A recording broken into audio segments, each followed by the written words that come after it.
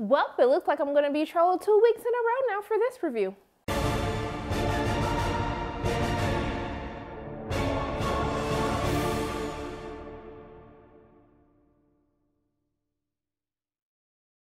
Hey everyone, it's Shriner from Pay Your Weights, and today I'm going to be reviewing Tomb Raider, which stars Alicia Vikander, Dominic West, and basically is directed by Roar Uthag, and I know I messed up his name, but he's responsible for The Wave.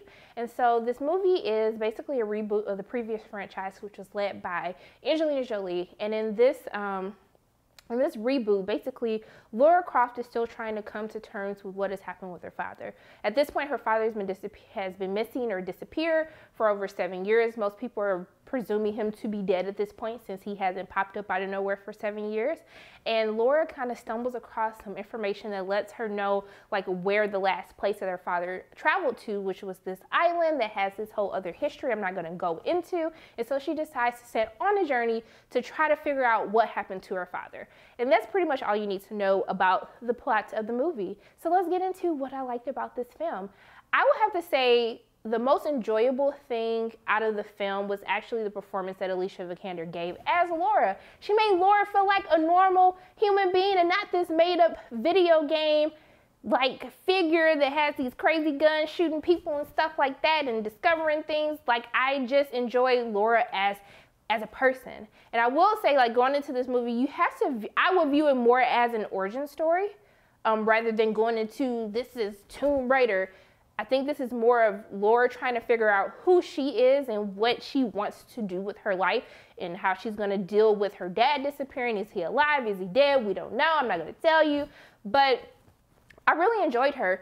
Her body was on point. Like, if y'all don't monopolize off of her, like how fit she was, like not fit like in a sexy way. I mean, she was looking good, but it was just like she was fit that it made you believe the things that she could do in the movie. Like when she's pulling herself up, when she's jumping off into stuff, I was just like, that girl fit. Like, I believe it. Like, can we do the Spartan race together or something? Because like she had it going on. Like, I know she said she put a lot of work into it and she had like an 8-pack while she was filming this. I was like, girl, you did that, okay? I appreciate you. I appreciate your hard work because I felt it through this movie.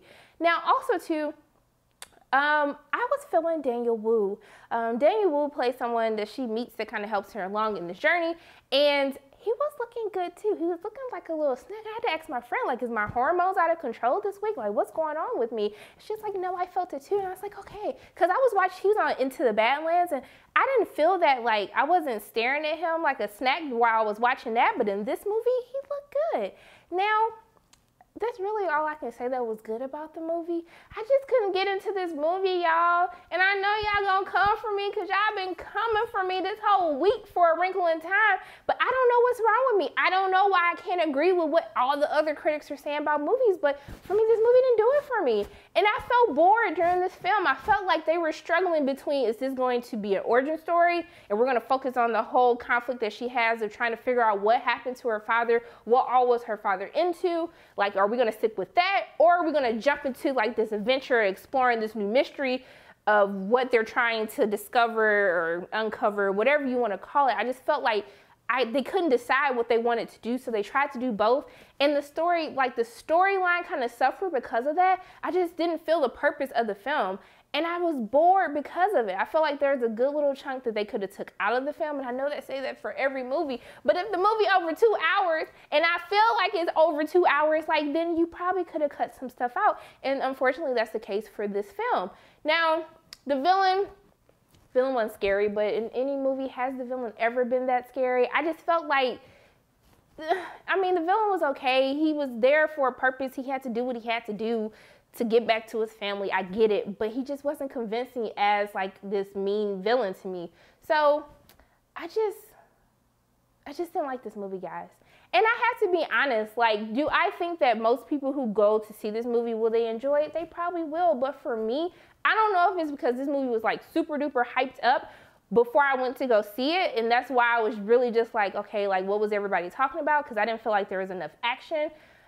it wasn't enough for me. There was this person that like 2 seats over, like yawning, like, ugh. Okay, sir, we get it. I'm tired too, sir. Okay, and I drank a Red Bull, and I'm still tired watching this movie. But you didn't need to be extra like that. So for me, if you're asking my honest opinion, I would say wait to see this movie. It's just other movies that I'm more excited to see that's gonna come out. Like, I couldn't tell you guys to go spend your money on this. I don't think I would ever watch this movie again. Now, I'm not trashing it. It's not a horrible movie, but it wasn't like this great movie to me. So those are my thoughts on Tomb Raider. As always, my name is Sharona from Pay or Wait, and if you like what you saw today, make sure you hit the like button, hit subscribe, share this video with your friends, and I will see you soon.